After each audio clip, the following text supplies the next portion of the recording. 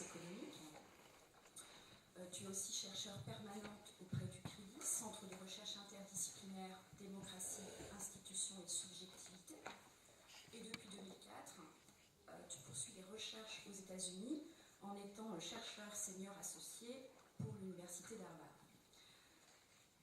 Les dernières publications d'Isabelle Ferreras sont donc en 2017 Formed as Political Entities à l'Université de Cambridge, presse universitaire de Cambridge, Gouverner le capitalisme, point d'interrogation pour le bicamérisme économique au PUF en 2012.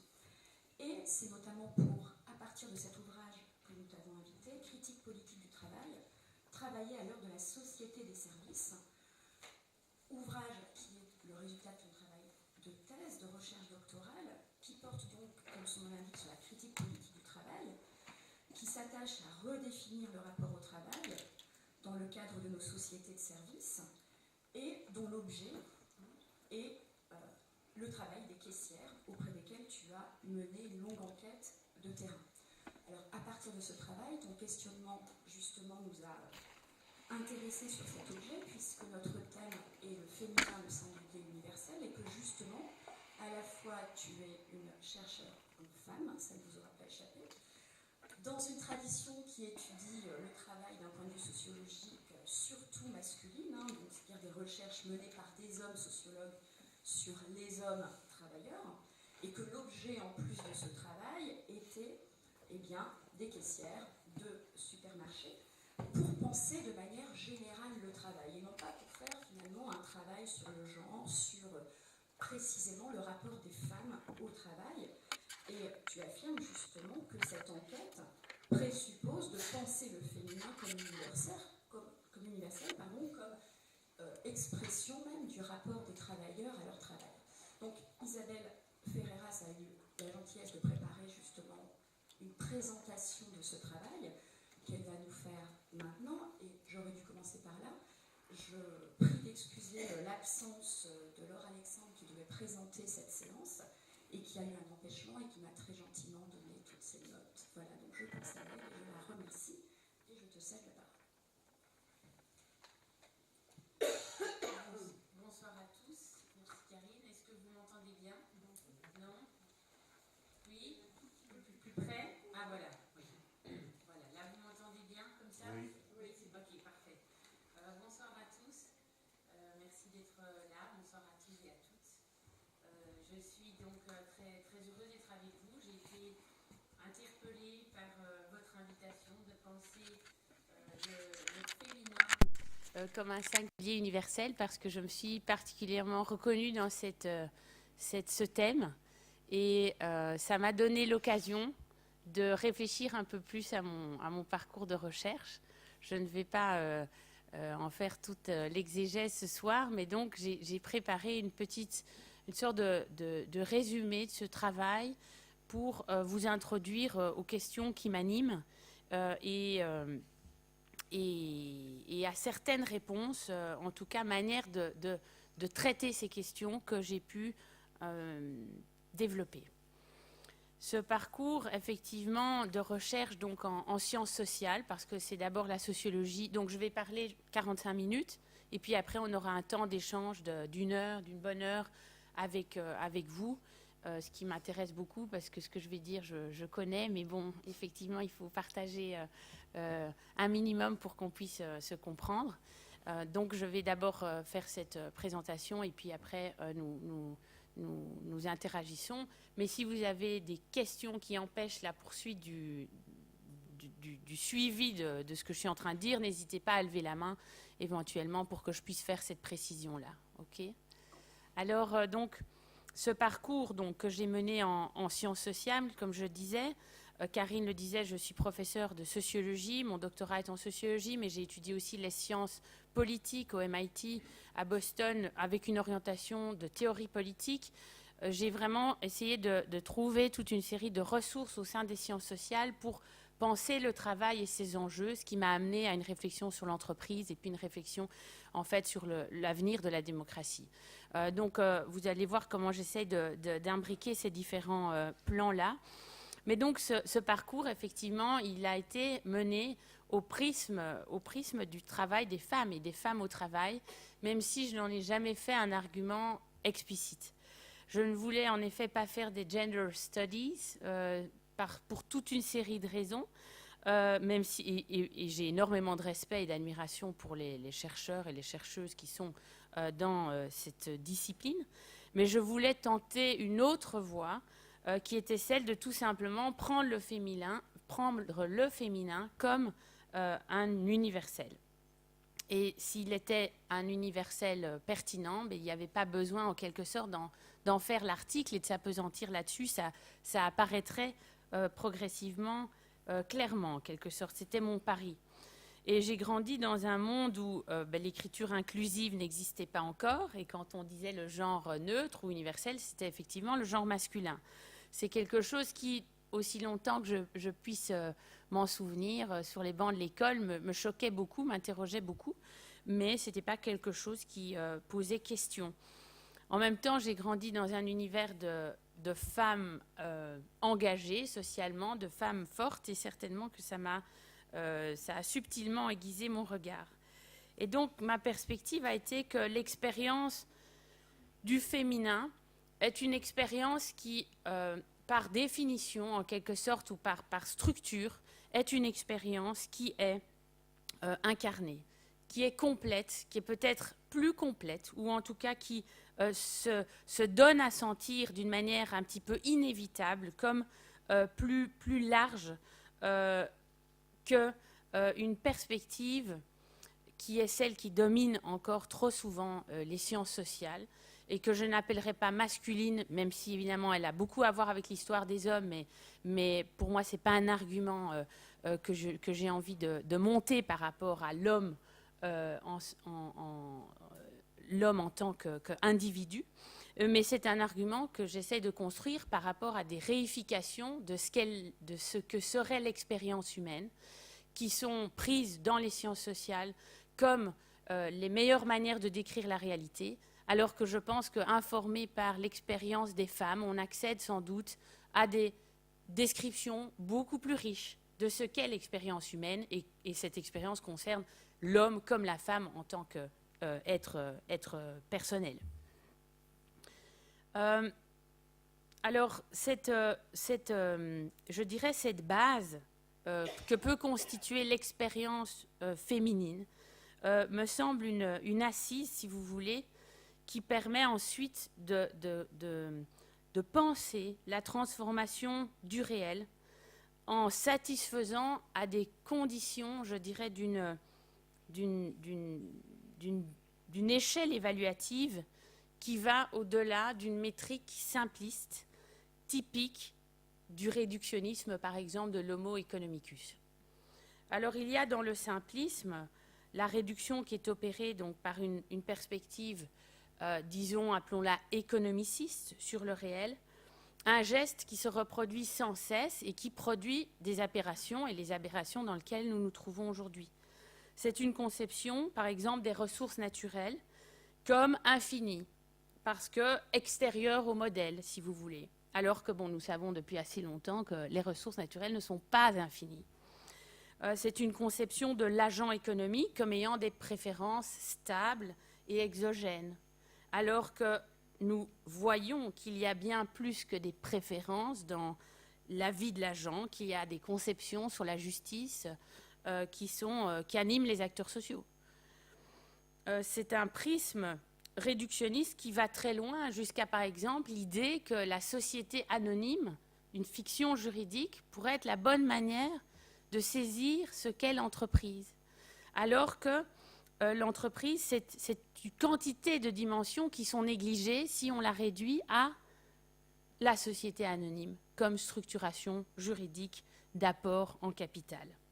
Et cette négligence, si vous voulez, ce réductionnisme, négligence, c'est un terme un petit peu trop convenable, hein, cette forme d'abandon de responsabilité auquel ce réductionnisme mène a des conséquences évidemment colossales. On peut parler de la planète, si je prenais la dimension de la prise en considération de nos limites, mais pour revenir à l'exemple de l'entreprise, la société anonyme, si on adhère à cette fiction, la société anonyme devient tout d'un coup un agent, en fait un citoyen comme un autre. Et vous voyez donc aux États-Unis la décision de la Cour suprême, une décision qui s'appelle Citizens United en 2010, décision de la Cour suprême qui permet les dépenses dans le cycle électoral des sociétés anonymes comme des citoyens, en partant du principe que la société anonyme est une sorte de citoyen comme un autre, hein, people. Et au fond, il faut être quand même forcément très pétri de ce réductionnisme pour en venir à penser que ça tient la route, d'imaginer que la société anonyme, effectivement, serait une personne comme une autre. Donc, les conséquences de ce réductionnisme, effectivement, sont colossales. Et en ancrant mon travail dans l'expérience des femmes au travail, si vous voulez, j'ai pu, je pense, avoir accès à une base, si vous voulez, descriptive, qui est plus riche et qui j'espère, va permettre de sortir de différentes ornières. Alors, le titre donc, de mon intervention, c'est « Travail et inégalité ». Les inégalités qui fondent la vie économique sont majeures. Je pense que si vous êtes là, vous êtes certainement déjà bien informés. Et elles ne font qu'augmenter autour d'un retour sur investissement qui est bien plus défavorable au travail qu'au capital. Je vous renvoie évidemment aux excellents travaux de Thomas Piketty et de tous les chercheurs qui sont mobilisés avec lui, qui nous informent et qui nous alarment à ce sujet-là. Mais je voudrais m'attacher à, en quelque sorte, la racine du problème, c'est-à-dire l'inégalité sans S. L'inégalité qui, selon moi, se loge dans l'inégalité fondamentale, fondationnelle de la relation entre capital et travail et qui fonde notre modèle de développement, c'est-à-dire l'inégalité politique, au sens vraiment politique du terme. Ce modèle est en effet marqué, le modèle dans lequel nous vivons, du salariat en régime capitaliste, est marqué par un principe de subordination qui subordonne. Subordonné, vous êtes de rang inférieur, mais de rang par essence inférieur, c'est-à-dire que vous n'allez pas quitter votre rang. Le travail est subordonné, quand il signe un contrat de travail, au principe de gouvernement du capital. Et ce principe est en fait contraire à l'idéal qui fonde notre projet démocratique en tant que société, si vous voulez, et à la possibilité même, je pense, de nourrir ce projet. Et nous nous trouvons aujourd'hui à un moment assez charnière, je pense, dans notre histoire, où si nous n'adressons pas ce problème, la question de l'inégalité politique fondamentale qui se vit dans le champ économique, nous n'arriverons pas à poursuivre le projet démocratique politique. Je vais donc développer alors mon propos en 3 temps. Ça, c'était une photo des caissières de supermarché. 3 temps. Un premier temps, donc, pour revenir sur ce que j'ai appris au travers de cette étude ethnographique des caissières, que le travail, en fait, est une expérience de type expressive, qui est inscrite dans l'espace public et qui est fondamentalement une expérience politique. Ensuite, ça m'amènera, en fait, au nœud du problème que cette analyse permet de soulever, qui est l'état de contradiction dans lequel on se trouve, une contradiction entre les principes, le principe organisateur du capitalisme et de la démocratie.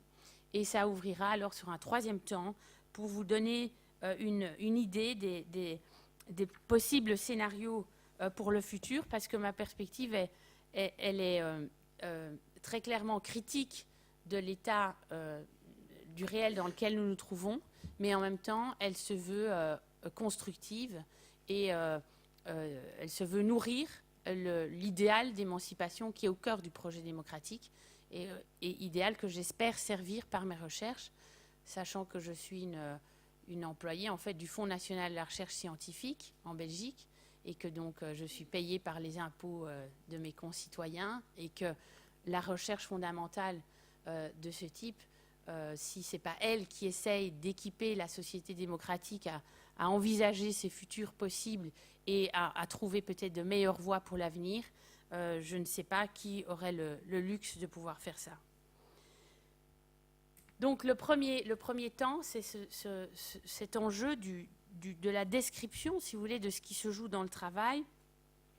Ça, c'est fondamental parce qu'évidemment, c'est la base de tout l'édifice, en fait, de tout le programme de recherche que j'ai pu développer par la suite. C'est vraiment ces caissières de supermarché qui m'ont mis sur la voie et qui m'ont appris ça.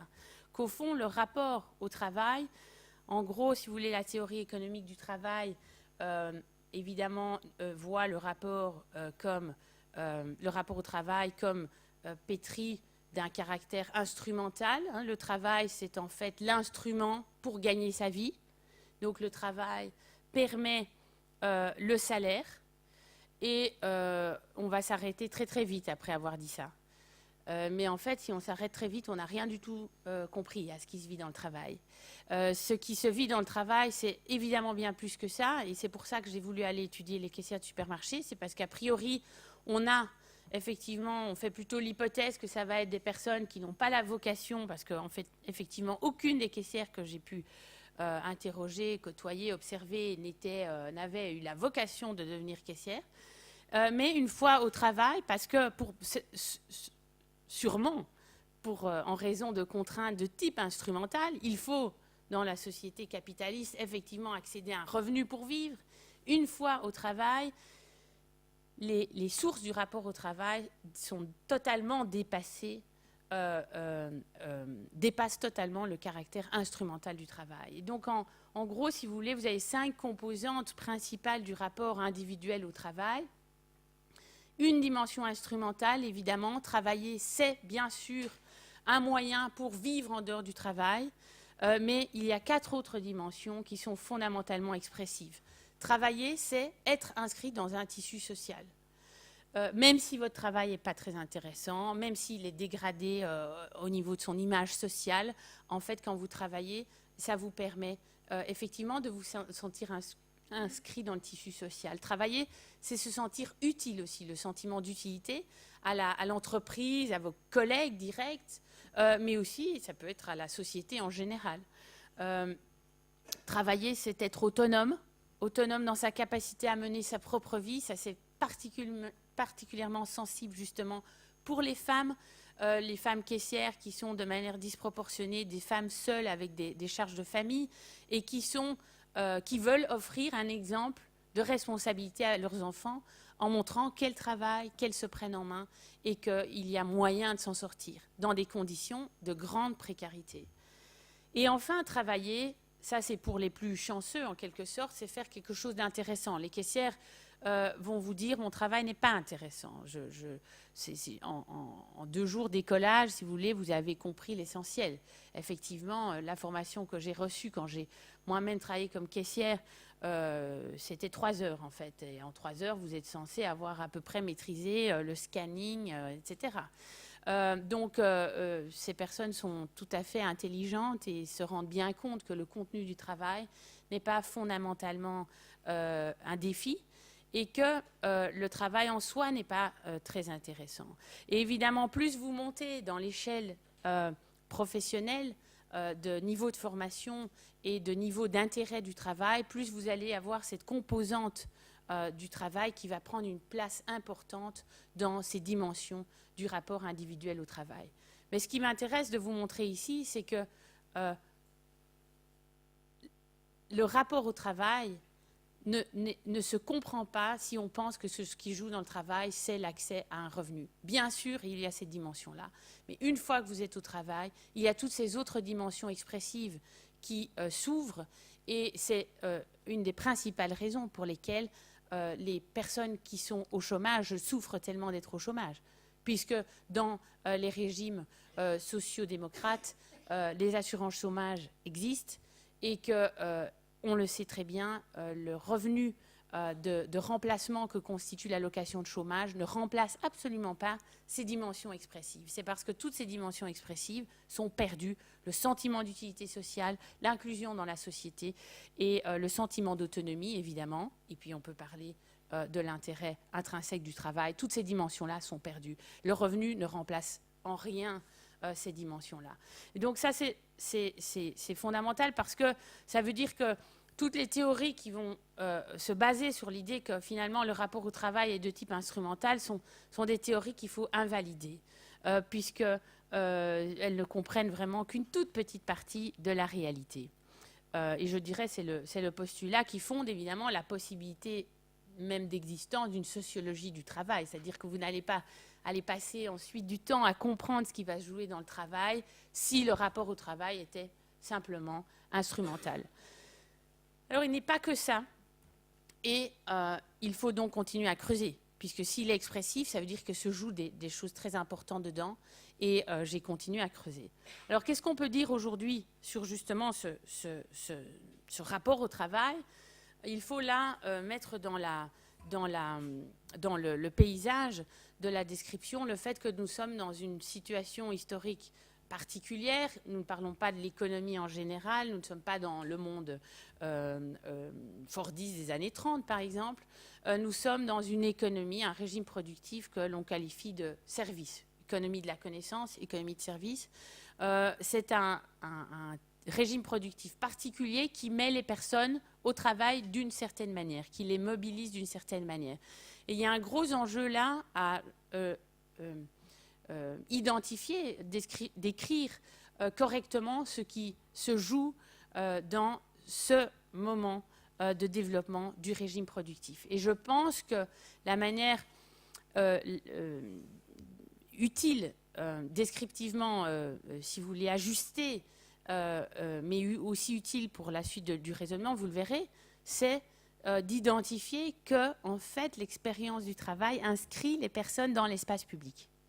Ce qui est tout à fait contraire à l'idée qu'on se fait, évidemment, du travail, enfin, le logiciel, si j'ose dire, que nous avons sur le travail, qui se jouerait dans l'entreprise privée, dans donc un monde privé sur lequel je vais revenir ensuite, ce monde privé n'est plus du tout le monde du travail d'aujourd'hui.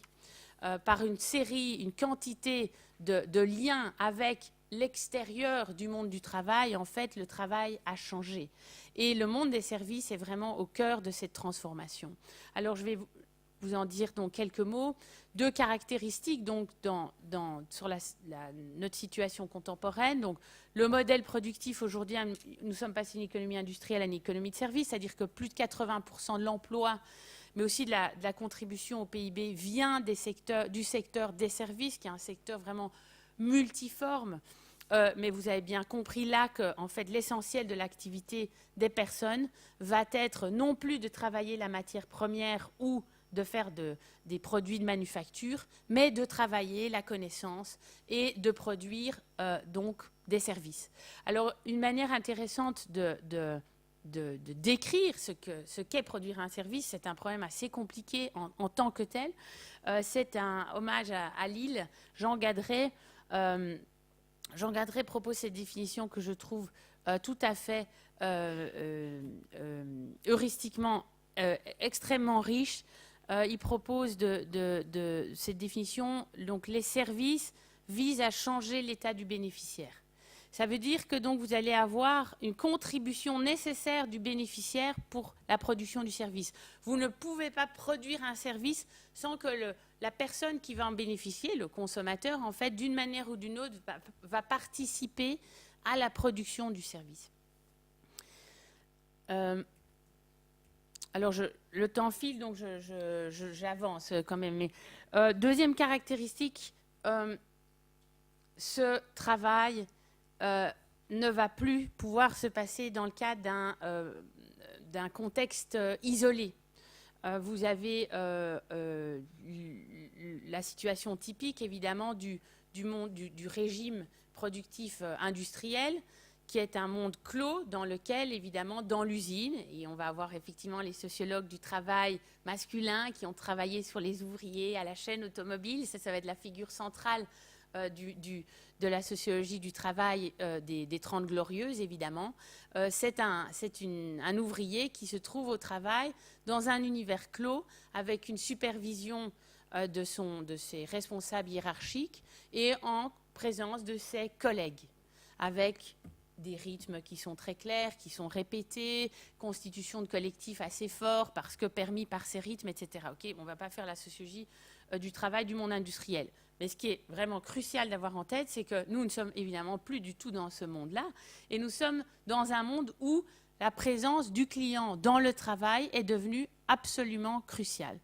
Alors ce client, ne me faites pas dire ce que je n'ai pas dit, n'est pas nécessairement toujours là en présence. Ça peut être un client qui va être médié par différents outils technologiques, directement, qui va accéder par voie de communication téléphonique, les outils de Internet, etc., ou même l'idée du client, c'est-à-dire un tiers qui n'est pas nécessairement matérialisé, mais au nom duquel on va prendre toute une série de mesures dans le cadre de l'organisation du travail pour satisfaire le client. Donc le modèle productif est totalement, si vous voulez, tourné vers la satisfaction de ce client.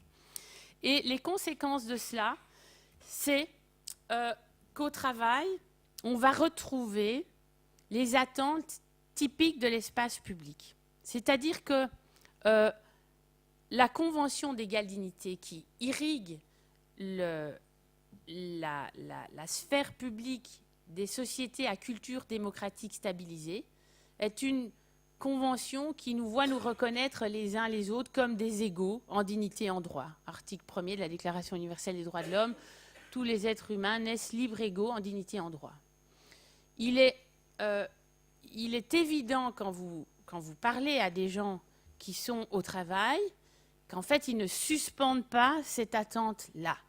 Et vous allez le voir par quantité de remarques, d'expressions de frustration souvent, parce que cette attente n'est pas nécessairement soutenue, évidemment, par le client, ou n'est pas soutenue par les modèles organisationnels, mais ce n'est pas parce qu'une personne va accepter d'être au travail et de servir le client qu'elle accepte d'en devenir son serviteur. C'est très marquant, évidemment, quand vous étudiez les caissières de supermarché, parce qu'elles font très clairement la distinction. Ce n'est pas parce qu'elles servent le client qu'elles en deviennent l'inférieure en indignité, si vous voulez. Et cette attente de reconnaissance de l'égale dignité qui se maintient dans le monde du travail, pour moi, on en fait sens si on la met clairement dans une conception de l'espace public comme étant, au sens d'Habermas, si vous voulez, de Jürgen Habermas, une conception de l'espace public qui est le milieu des interactions qui va irriguer, permettre l'existence même du projet d'une société démocratique. Cette attente, elle est articulée évidemment à une conception du type de régime, d'un régime de gouvernement particulier. Ce régime de gouvernement, je vais y venir plus loin, c'est d'abord un régime d'interaction civique, c'est-à-dire la reconnaissance de notre égale dignité qui va fonder le type de gouvernement qu'on va construire. Et ce qui veut dire que pour les personnes qui travaillent, en quelque sorte, travailler, ça va vouloir dire prendre part à la sphère publique. Évidemment, les personnes ne vont pas le dire comme ça. Aucune caissière ne m'a jamais dit « moi, je prends part à la sphère publique quand je vais au supermarché », évidemment. Mais ça, c'est le travail du sociologue. C'est évidemment d'écouter, d'enregistrer, de voir avec ses yeux, d'entendre, et puis d'essayer de trouver les meilleurs outils théoriques pour rendre compte de ce qu'il voit. Travailler, c'est effectivement, je pense, prendre part à la sphère publique pour les personnes au travail aujourd'hui dans des conditions d'économie de service. Mais ce n'est pas tout. C'est-à-dire qu'il n'y a pas que la présence dans la sphère publique dans le travail. C'est plus que ça, et en quelque sorte, je dirais, c'est plus grave que ça, mais en même temps, c'est plus prometteur que ça.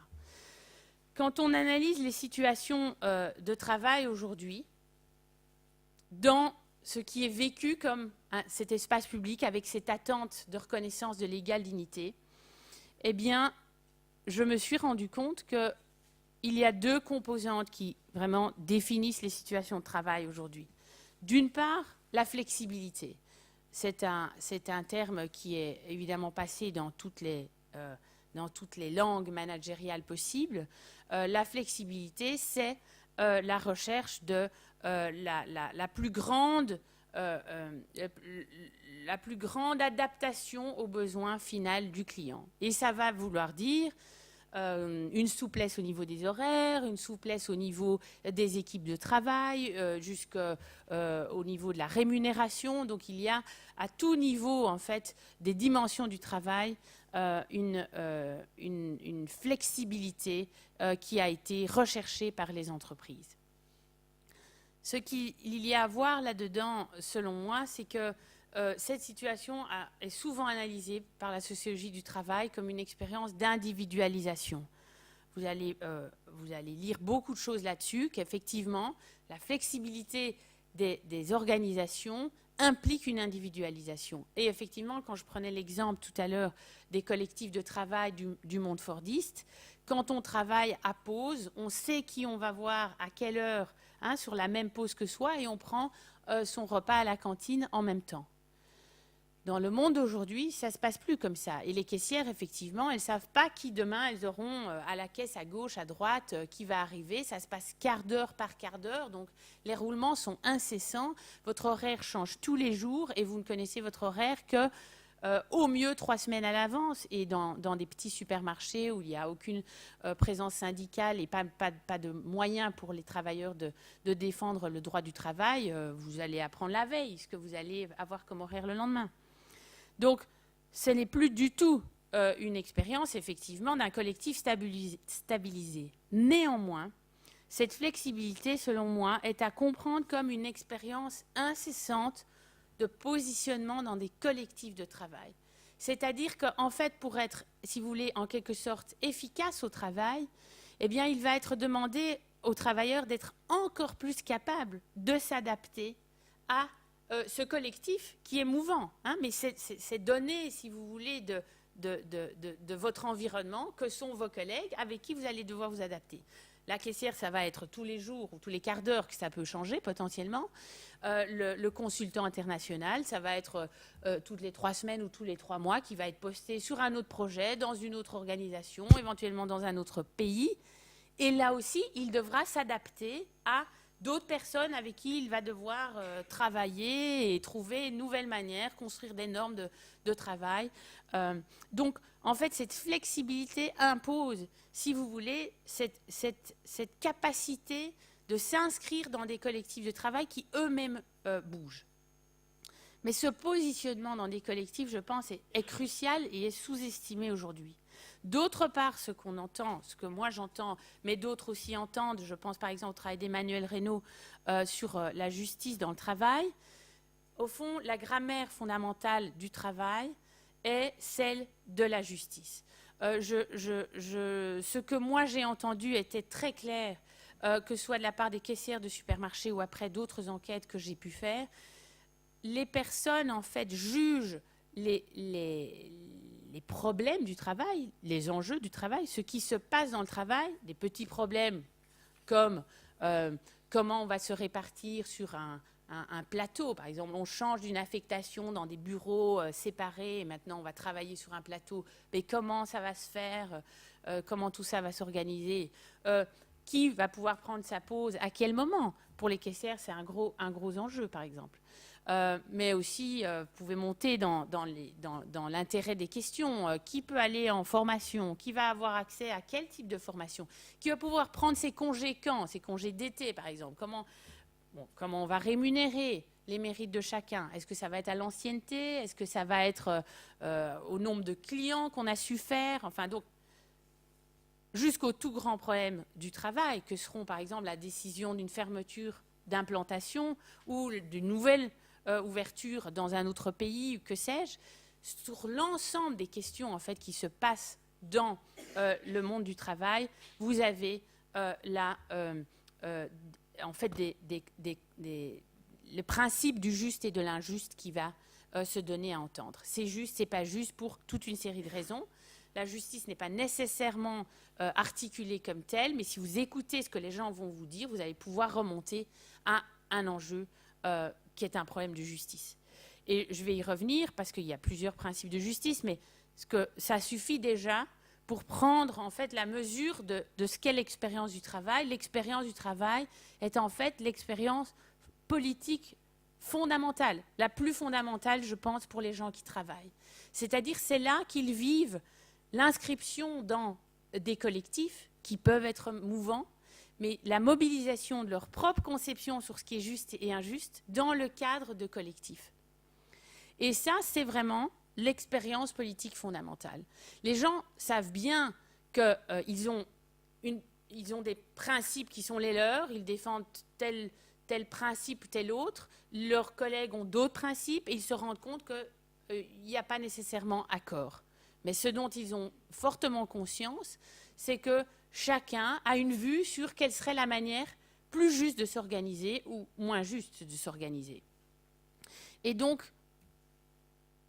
alors il y a toute une série d'exemples que je peux donner parce que récemment, cet été a été un été passionnant du point de vue de l'expression des principes de justice, parce qu'on a assisté à une série de conflits du travail qui ont été très médiatisés et qui, en fait, ne portaient pas sur des questions de rémunération. En Belgique a commencé un mouvement, mais qui a été ensuite européen, de caissières de supermarchés dans le groupe allemand Lidl, qui, en fait, les revendications portaient sur l'organisation du travail. La question première était, en fait, celle de pouvoir faire une pause pipi quand on en avait besoin. Ça, au XXIe siècle, dans nos pays européens. Ce n'était pas la question de la rémunération qui était le premier enjeu. Vous avez eu les pilotes de Ryanair qui ont aussi réussi à monter un mouvement européen pour le respect de leur droit à la négociation collective. Évidemment, il y a une conséquence très directe sur leur niveau de rémunération à la clé, mais l'argument était d'abord un argument sur les principes de justice, de la bonne manière de négocier le contrat de travail et les normes de travail pour l'ensemble de ces pilotes de Ryanair. Vous avez sans doute entendu parler aussi de ce cas chez Google qui a été très médiatisé, où des ingénieurs de Google ont écrit une lettre à leur CEO pour dénoncer le contrat que Google a avec le Pentagone, qui produit en fait un programme d'intelligence artificielle pour que le Pentagone puisse développer donc, son programme de drone. Eh bien, là aussi, ce n'était pas du tout un problème de rémunération. Que les ingénieurs de Google sont très satisfaits de leur rémunération.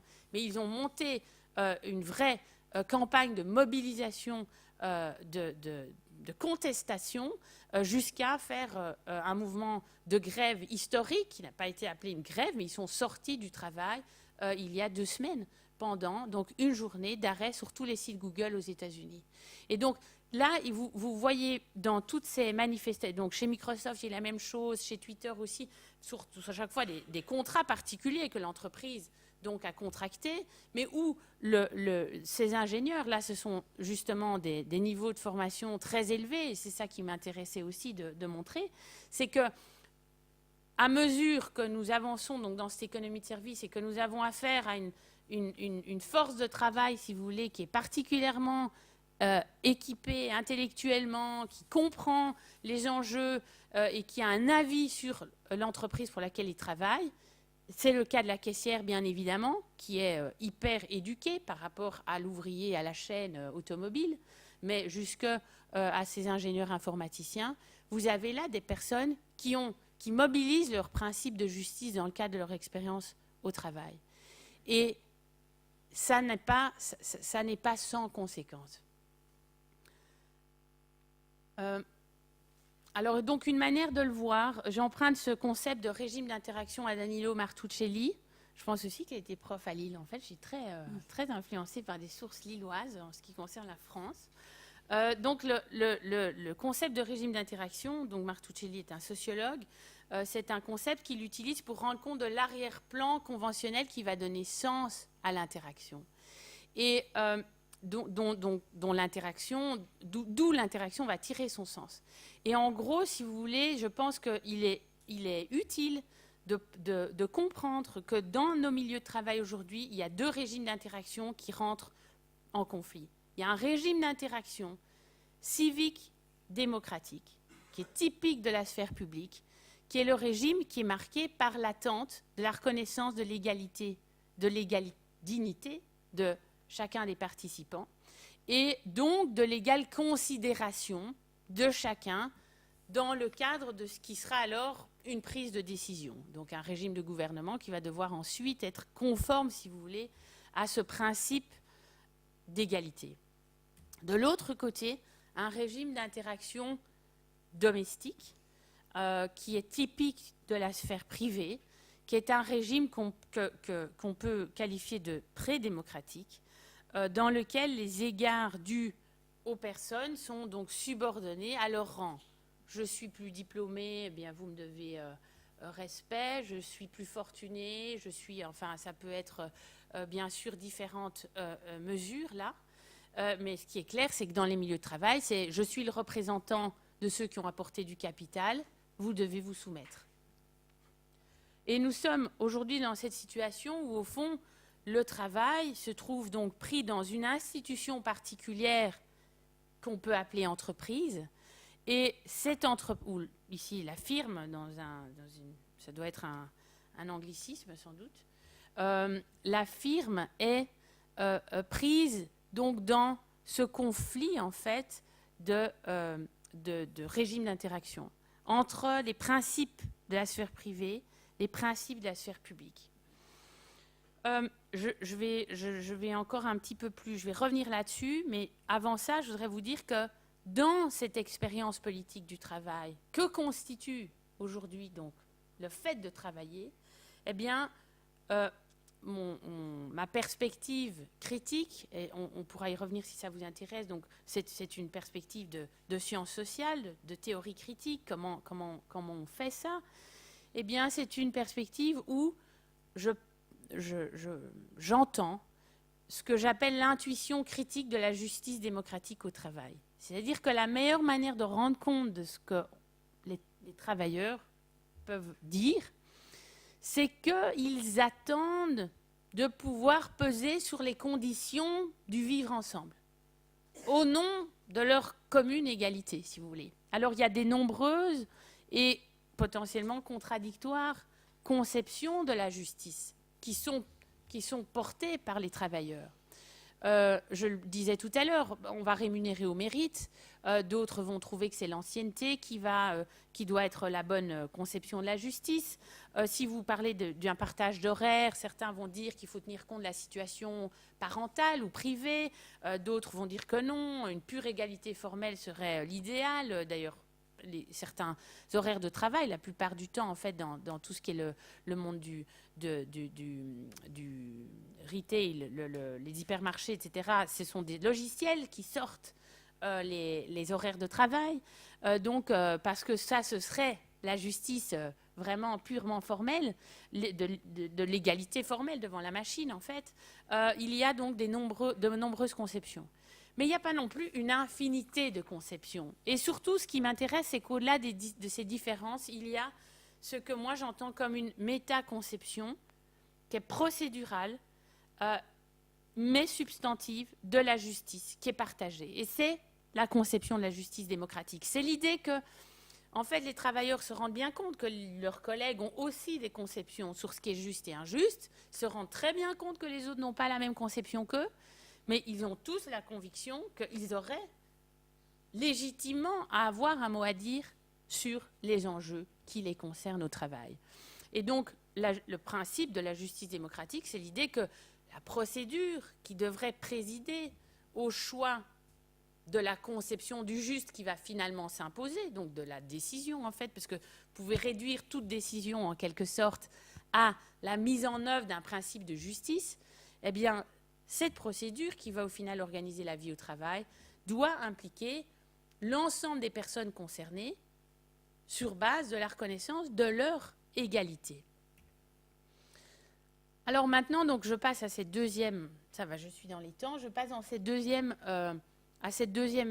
moment de mon raisonnement, si vous voulez. C'est de voir que si vous êtes équipé de cette perspective sur le travail, et donc c'est ce que j'appelle une critique politique du travail, c'est-à-dire le fait que le travail est effectivement une expérience politique. À mon sens, pour les gens qui travaillent, c'est l'expérience politique par excellence, parce que ce n'est pas quand les gens vont voter pour qui est le maire, qui est la présidente de la République ou que sais-je, que c'est là qu'ils vivent l'expérience la plus sensible politiquement, ce qui est l'expérience la plus nourrie, l'expérience politique la plus nourrie, c'est là où ils passent toute leur journée, ou le plus clair de leur temps, et où ils sont extrêmement informés, en fait, sur ce milieu dans lequel des quantités de décisions se prennent et où ils les subissent. Et donc, je vous propose cette manière de comprendre les enjeux. C'est en fait de voir que nous sommes face à deux principes organisateurs de la vie sociale. Capitalisme et démocratie, on a le libéralisme nous a fait, enfin l'héritage libéral nous a proposé l'idée qu'il y avait deux champs, une partition du social dans lequel il y a le champ politique, dans lequel l'idéal démocratique, fondé sur le principe d'égalité qui est pertinent, et par ailleurs il y a le champ des pratiques économiques dans lequel là c'est le principe capitaliste qui serait le plus efficace. Comme si on avait affaire à des principes en fait différents. Ma perspective est qu'on n'a pas du tout affaire à des principes différents, hétérogènes. On a affaire en fait à deux principes de gouvernement. Et ces deux principes de gouvernement sont deux types de fondements au droit politique. Les droits politiques, c'est quoi? C'est le droit ou l'absence de droit à pouvoir peser sur le devenir commun. D'un côté, vous avez les droits politiques qui sont réservés à ceux qui vont apporter du capital. Ça, c'est le capitalisme. D'un autre côté, vous avez l'idéal que les droits politiques vont à ceux qui se reconnaissent comme des égaux. La bataille sur quels sont les égaux est d'ailleurs toujours une bataille en cours de définition. Et donc, dans cette perspective, vous rentrez dans une proposition où, au fond, ce qui se joue dans le champ économique n'est pas du tout étranger à ce qui se joue dans le champ stricto sensu, considéré comme politique d'un point de vue institutionnel, mais vous avez donc compris que ce que je vous propose, c'est de voir que ce qui se joue dans le travail, dans le champ des pratiques économiques, c'est éminemment politique. Et donc, ma perspective, c'est de voir que le projet démocratique est un projet qui interroge l'ensemble de ces deux champs, bien sûr le champ politique stricto sensu, puisque la réalité du projet d'égalité est toujours en devenir pour être positif. Mais ensuite, en ce qui concerne le champ des pratiques économiques, là, nous sommes clairement face à une asymétrie de droit politique en ce qui concerne la relation entre ceux qui apportent du capital et ceux qui investissent en travail. Donc, ces deux régimes de gouvernement. C'est intéressant de noter aussi que les termes que l'on utilise aujourd'hui sont toujours des termes qui renvoient à ces principes fondateurs comme, si vous voulez, creusant vraiment l'impossibilité d'un passage du principe démocratique au champ économique. Pourquoi? Parce que déjà, vous parlez d'économie, oikos nomos, les normes de la maison, donc vous êtes clairement dans le champ du privé, avec un régime domestique, le domus, le maître de la maison latine, qui est le despote. Le despote, pourquoi? Parce que le despotès, au sens d'Aristote, c'est le bon décideur de la relation maître-esclave et la relation despotique, pour Aristote, c'était le bon mode de gouvernement pour le gouvernement de l'esclave. Servitium, les services, l'esclavage. Nous sommes dans une économie de service. Vous signez un contrat de travail, vous souscrivez un principe de subordination, vous êtes de rang inférieur par définition. Donc tous les termes que nous utilisons pour parler de l'économie vraiment charrient cette compréhension que l'économie relève de cette sphère privée d'un régime de gouvernement domestique dans lequel, effectivement, il y a un despote et il y a un esclave.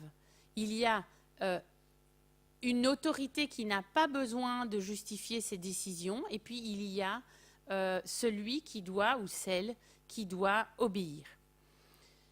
Ça, ce sont les conceptions qui sont les nôtres quand aujourd'hui on parle encore d'économie.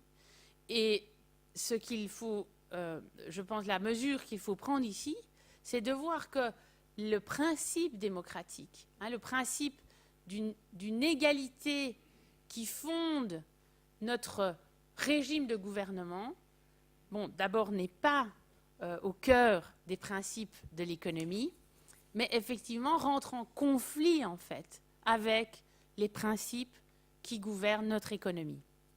Et je pense que cette tension est telle qu'aujourd'hui, ça devient une contradiction.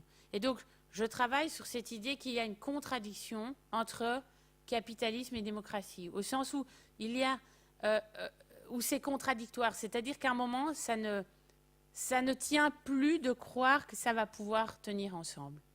Et les tensions qui s'accumulent aujourd'hui, en termes de délégitimation du projet politique, de la démocratie politique, avec toutes les raisons que nous avons aujourd'hui de nous alarmer sur la montée en puissance des populistes identitaires de l'extrême droite dans tous nos pays, eh bien, a fort à faire, à mon sens, avec le fait que les citoyens, au quotidien, attendent de pouvoir participer à peser sur les conditions de leur propre vie et de leur futur, mais que là où c'est le plus important pour eux, eh bien, on leur dit, ben non, là, vous n'êtes pas des citoyens. Mais allez voter, et voter de manière responsable. Mais c'est une forme de mascarade. Et les gens le sentent. Et donc, il y a en français ce jeu de mots que j'aime bien faire, qui est fin ou fin démocratique. Parce qu'aujourd'hui, on lit beaucoup dans la presse, effectivement, cette idée qu'on pourrait être en train de contempler, comme dans les années 30, la fin possible de la démocratie. Pour moi, ce n'est pas la fin de la démocratie que la situation aujourd'hui de mécontentement que nous connaissons signale, c'est la fin F-A-I-M. Les gens attendent de pouvoir peser sur les conditions de leur propre vie et singulièrement là où ils sont au quotidien, c'est-à-dire au travail. Donc la perspective historique qui se trace ici, c'est l'idée qu'au fond, il faut poursuivre en fait une histoire, et ce n'est pas une histoire qui commence aujourd'hui justement, c'est une histoire qui accompagne l'histoire du capitalisme. Le capitalisme est travaillé par cette question qui est la question de l'égalité du travail.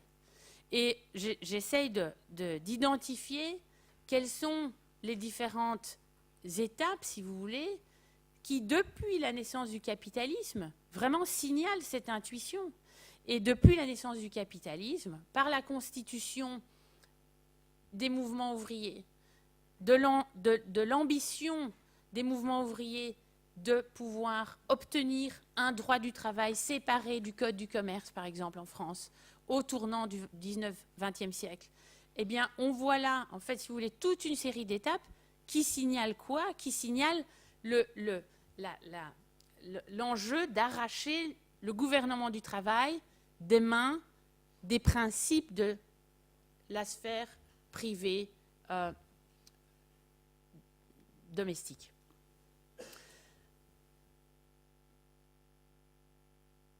Alors, cette contradiction, donc fin et fin, ben voilà, j'avais repris la dia. effectivement, quand on est face à une contradiction, on peut aller dans deux directions possibles. Soit on peut appuyer sur la pédale de plus de capitalisme, mais comme vous l'avez compris, pour moi, plus de capitalisme, ça veut dire plus de despotisme du capital, c'est-à-dire plus de pouvoir à ceux qui ont du capital. C'est typiquement la situation américaine, dans laquelle les États-Unis aujourd'hui se trouvent dans une situation vraiment terrible, où le pouvoir du capital a vraiment pris une ampleur tellement énorme dans le champ politique lui-même qu'il est en train, en fait, de mettre en échec la démocratie politique. Je ne parle même pas de la démocratie économique dans le champ économique, je parle de la démocratie politique. Ce qui restait de la démocratie politique est menacé par plus et plus de despotisme du capital. L'autre voie, c'est évidemment de se dire, bon, si c'est ça le problème, alors il faut sérieusement maintenant considérer l'enjeu de démocratiser le capitalisme, c'est-à-dire de démocratiser la sphère des pratiques économiques pour permettre au principe d'égalité de s'épanouir dans le champ économique également. Et là, donc, j'en viens à ma le troisième temps de la réflexion.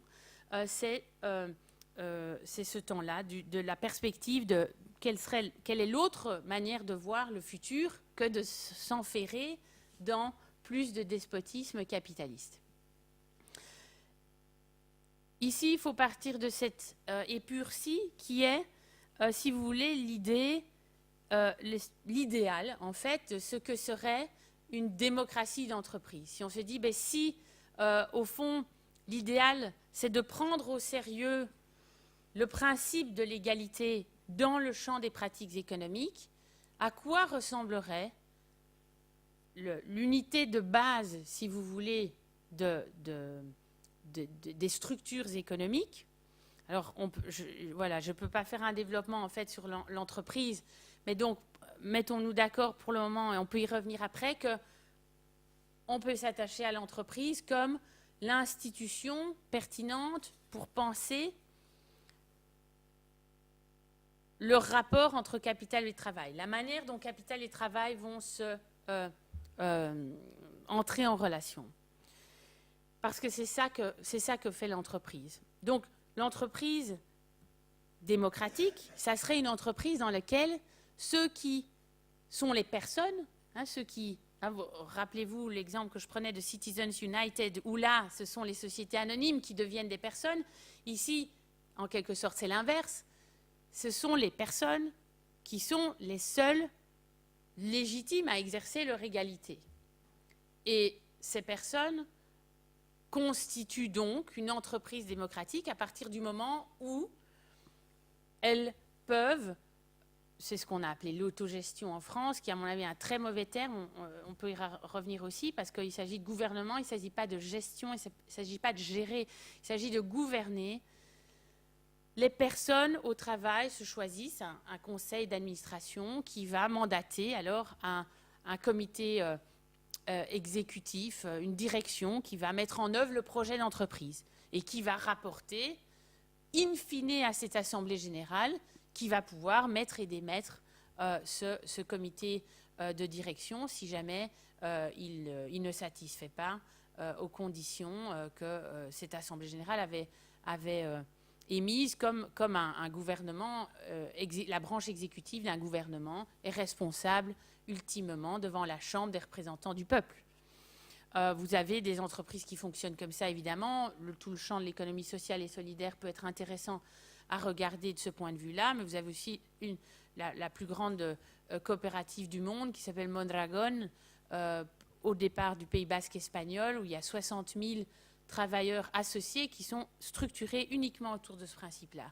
Et qu'est-ce qu'ils font du capital? Ils louent le capital sur base du même principe que quand si vous voulez acquérir une maison ou un appartement, vous allez voir un banquier et vous louez le capital.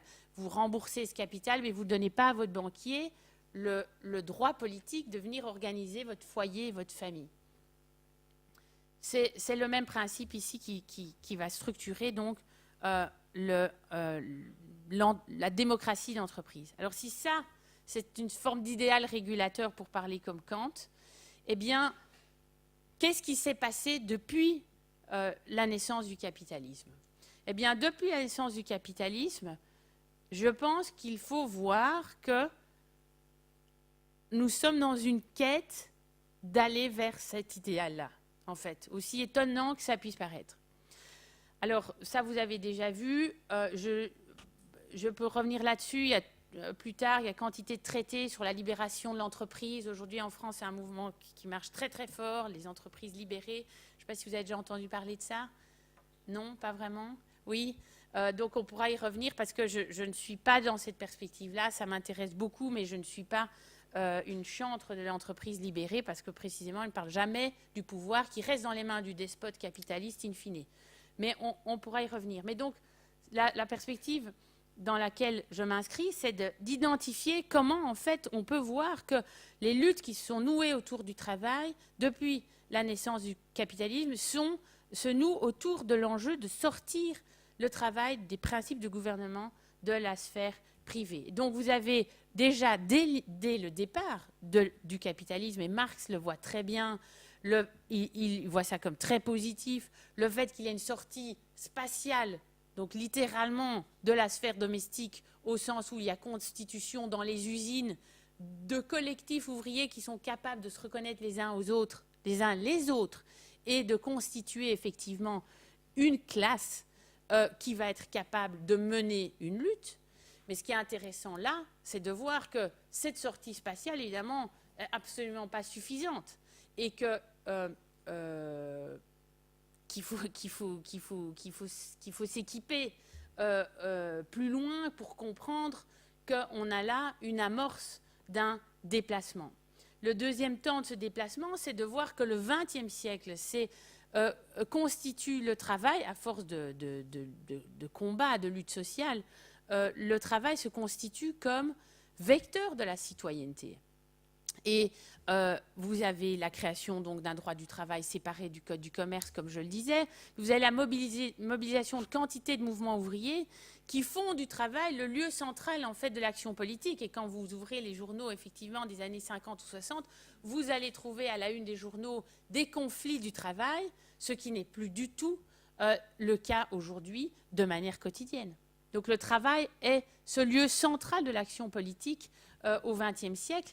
Et je pense qu'aujourd'hui, au XXIe siècle, donc pour le dire très très vite, il y a dans la transformation de l'économie comme économie de service, avec effectivement la place du client et le fait que l'économie devient en fait partie prenante de l'espace public, avec les outils de communication et Internet en particulier, qui fait qu'il n'y a plus de distinction possible à faire entre l'espace public politique et ce qu'on pourrait appeler l'espace public économique, si vous voulez. Et la porosité devient telle que les conceptions sur la justice, effectivement, étant mobilisées par les travailleurs, et je ne dis pas qu'ils ne les mobilisaient pas sur la chaîne industrielle, mais ça s'intensifie, si vous voulez, aujourd'hui, dans des conditions d'attente de reconnaissance de cette égale dignité, à mesure où les personnes au travail vivent dans une culture où cette égalité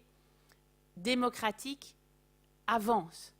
Et là, on pourrait aussi revenir à l'histoire des femmes et voir que, par exemple, les femmes aujourd'hui, effectivement, sont éduquées par des femmes qui sont nées avec les droits politiques. Ce qui n'était pas, par exemple, le cas de ma mère, qui a été élevée dans une Belgique qui n'avait pas donné les droits politiques aux femmes avant la sortie de la Seconde Guerre mondiale, comme en France. Et donc, ça change évidemment l'expérience de l'égale dignité en tant qu'une attente qui est là dès la naissance de la culture chez l'individu. Alors la situation dans laquelle on se trouve dans l'entreprise capitaliste aujourd'hui, c'est celle-ci. Donc vous voyez qu'évidemment c'est une sorte de... C'est la symétrie parfaite évidemment par rapport à la démocratie économique. C'est l'entreprise qui est aux mains, en fait, des structures de décision de la société anonyme. La société anonyme est constituée, effectivement, autour d'une assemblée générale d'actionnaires qui élisent un conseil d'administration ou conseil de surveillance, comme on le dit aussi plus en France, et qui se choisit un comité exécutif. Ici, j'importe le vocabulaire de la théorie politique. La théorie politique, si elle s'attache à décrire les modes de gouvernement et de représentation, va voir ça comme un système de représentation monocamérale. Il y a une seule chambre. La chambre du législatif, c'est ce conseil d'administration. Et ce conseil d'administration est l'émanation des actionnaires. Ceux qui apportent du capital sont ceux qui mandatent. Et voilà, c'est fait pour ça. Et donc là, pour ajouter un mot par rapport à ça, il ne faut pas s'étonner aujourd'hui que l'entreprise prenne ses décisions pour satisfaire les actionnaires, puisque c'est fait pour ça. Donc, c'est toujours un débat intéressant que j'ai parfois même avec des collègues qui espéreraient plus de responsabilité sociétale de la part de l'entreprise. Mais si structurellement c'est fait pour satisfaire les actionnaires, comment voulez-vous que ça fasse autre chose que satisfaire les actionnaires? Si ça ne nous plaît pas, il faut penser les structures. Et ça, c'est ce troisième temps de la réflexion. C'est prendre vraiment au sérieux les structures de gouvernement pour s'interroger sur la manière dont elles prennent des décisions et la qualité, donc la substance des décisions, évidemment, qu'elles vont prendre. Alors, le modèle qui est le modèle connu en France, en Belgique aussi, nous avons un modèle fort similaire, un modèle que je qualifierais de social-démocratie faible. C'est un modèle qui reste toujours monocaméral, au sens où la chambre vraiment du législatif, c'est toujours ce conseil d'administration, mais il y a un comité d'entreprise qui apparaît, si vous voulez, dans le paysage. Ce comité d'entreprise, à mon sens, est très intéressant. Et en France, avec les lois Aureau en 1982, vous avez vraiment l'expression là d'une intention très claire qui est citoyen dans la cité, citoyen au travail. Et pour moi, il faut lire ce comité d'entreprise comme signalant l'intuition d'une représentation collective des travailleurs. Et ces comités d'entreprise, dans tous les systèmes qui en ont aujourd'hui, n'ont jamais été envisagés comme des finalités en soi, au sens où c'était la fin de l'histoire d'obtenir un comité d'entreprise. C'est à projeter dans une histoire de développement, si vous voulez, une histoire qui est à poursuivre. Et donc c'est ça que je pense qu'il faut faire, et que je vais faire avec vous, c'est qu'est-ce qu'il faut poursuivre? Cette intuition de trouver les moyens de la représentation des travailleurs comme étant une partie constituante de l'entreprise. Et donc je fais une distinction entre partie constituante et partie prenante. Vous êtes certainement familier de l'expression de partie prenante. Effectivement, en corporate social responsibility, responsabilité sociale de l'entreprise, on parle tout le temps de parties prenantes. Les parties prenantes, c'est aussi bien, évidemment, les travailleurs que les consommateurs, que les communautés impactées, que l'environnement, etc. Je pense que c'est une manière d'obscurcir la réalité qui n'est pas très utile, parce qu'il faut voir qu'il y a deux parties constituantes de l'entreprise.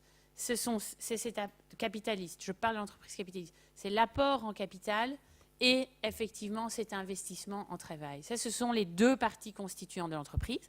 Et ensuite, il y a effectivement des parties prenantes dont il va falloir discuter très sérieusement de ce qu'on fait d'elles.